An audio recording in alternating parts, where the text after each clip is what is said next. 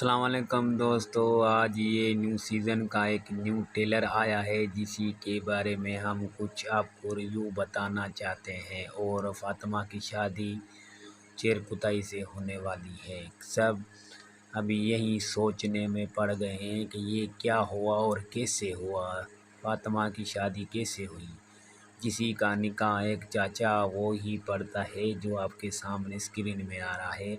और उस्मान हाथ उठा के निकाह के टाइम दुआ मांगता है कि मेरी बेटी का कामयाब रखना, क्योंकि वहीं पे मंगोलों का भी बड़ा हमला होने वाला है। जहां मंगोलों ने की एक प्लान बनाई थी कि जब उस्मान की बेटी की शादी होगी तो उस टाइम हम फातिमा को अगवा करेंगे और उस्मान को हम